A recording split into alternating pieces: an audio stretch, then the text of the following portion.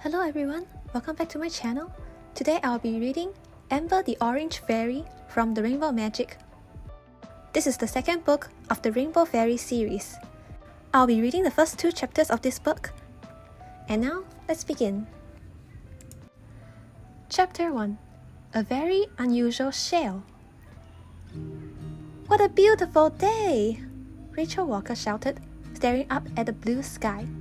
She and her friend Christy Tate were running along Rainbow Island's yellow sandy beach. Their parents walked a little way behind them. It's a magical day, Christy added. The 2 friends smiled at each other. Rachel and Kirsty had come to Rainbow Island for their vacations, but they soon found out it really was a magical place. As they ran, they passed tide pools that sparkled like jewels in the sunshine. Rachel spotted a little splash in one of the pools. There's something in there, Kirsty, she pointed. Let's go look. The girls jogged over to the pool and crouched down to see. Kirsty's heart thumped as she gazed into the crystal clear water. What is it? She asked. Suddenly, the water rippled. A little brown crab scuttled sideways across the sandy bottom and disappeared under a rock. Kirsty felt disappointed. I thought it might be another rainbow fairy, she said. So did I, Rachel sighed. Never mind, we'll keep looking. Of course we will, Kirsty agreed. Then she put her fingers to her lips as their parents came up behind them. Shh! Kirsty and Rachel had a big secret. They were helping to find the 7 missing rainbow fairies. Jack Frost put a wicked spell on the fairies and trapped them on Rainbow Island. The rainbow fairies made fairyland bright and colorful. Until they were all found, fairyland would be dark and gray. Rachel looked at the shimmering blue sea. Do you want to go swimming? She asked. But Kirsty wasn't listening. She was shading her eyes with her hand and looking further along the beach. Look over there, Rachel, by those rocks, she said. Then Rachel could see it too. Something glittering and sparkling in the sunshine. Wait for me, she called as Kirsty hurried down the beach. When they saw what it was, the 2 friends sighed in disappointment. It's just a wrapper from a chocolate bar, Rachel said sadly. She bent down and picked up the shining purple foil. Kirsty thought for a moment. Do you remember what the fairy queen told us? She asked. Rachel nodded. Let the magic come to you, she said. You're right, Kirsty. We should just enjoy our vacation and wait for the magic to happen. After all, that's how we found Ruby in the pot at the end of the rainbow, isn't it? She put her beach bag down on the sand. Come on, race you to the water. They rushed into the water. The sea was cold and salty, but the sun felt warm on their backs. They waved at their parents sitting on the sand and splashed around in the waves until they got goosebumps. Ow! Kirsty gasped as they paddled out of the water. I just stepped on something sharp. It might have been a shell, said Rachel. There are lots of them around here. She picked up a pale pink one and showed it to Kirsty. Let's see how many we can find, Kirsty said. The 2 girls walked along the beach looking for shells. They found long, thin blue shells and tiny, round, white shells. Soon, their hands were full. They had walked right around the curve of the bay. Rachel looked over her shoulder and a sudden gust of wind whipped her hair across her face. Look how far we've come, she said. Kirsty stopped. The wind blew at her back and made goosebumps stand out on her arms. It's getting cold now, she said. Should we go back? Yes, it must be almost lunchtime, said Rachel. The 2 girls began to walk back along the beach. They'd only gone a few steps when the wind suddenly stopped. That's funny, said Kirsty.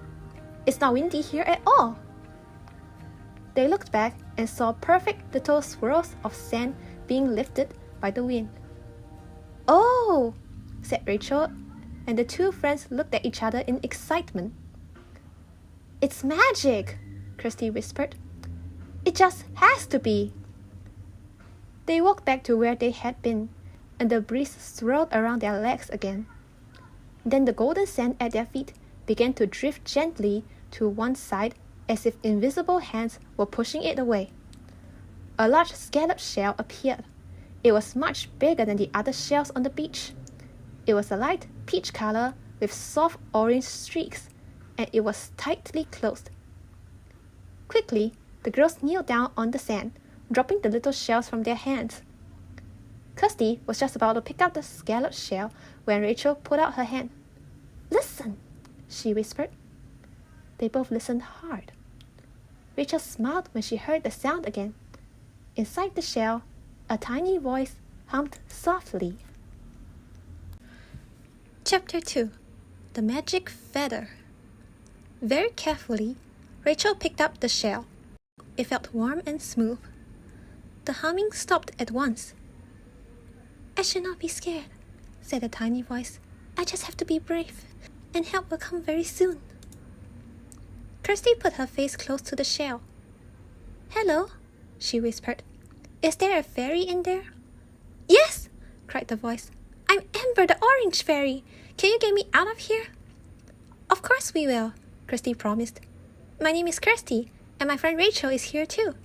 She looked up at Rachel, her eyes shining. We found another Rainbow Fairy. Quick, Rachel said. Let's get the shell open. She took hold of the scallop shell and tried to pull the two halves apart. Nothing happened. Try again, said Kirsty. She and Rachel each grabbed one half of the shell and tugged, but the shell stayed tightly shut. What's happening? Amber asked. She sounded worried. We can't open the shell, Kirsty said. But we'll think of something. She turned to Rachel. If we find a piece of driftwood, maybe we can use it to pry open the shell. Rachel glanced around the beach. I don't see any driftwood, she said. We could try tapping the shell on a rock. But that might hurt Amber, Kirsty pointed out. Suddenly, Rachel remembered something. What about the magic bags the fairy queen gave us? She said. Of course, Kirsty cried. She put her face close to the shell again. Amber, we're going to look in our magic bags, she said. Okay, but please hurry, Amber called.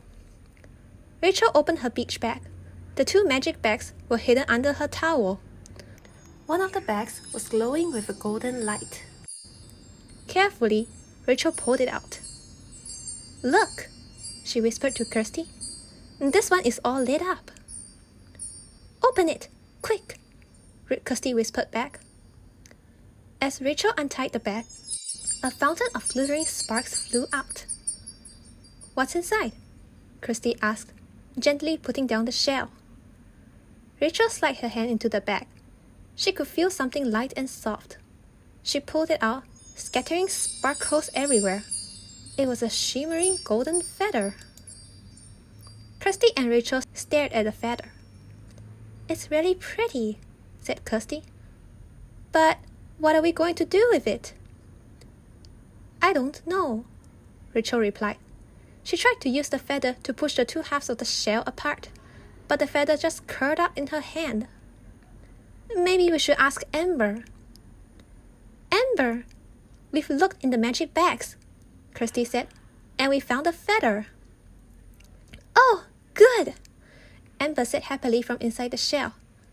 That's wonderful news. But we don't know what to do with it, Rachel added. Amber laughed. It sounded like the tinkle of a tiny bell. You tickled the shell, of course, she said. Do you think that will work? Rachel said to Kirsty. Let's give it a try, Kirsty said. Rachel began to tickle the shell with the feather. At first, nothing happened. Then they heard a soft, creaky chuckle, followed by a tiny giggle from inside the shell.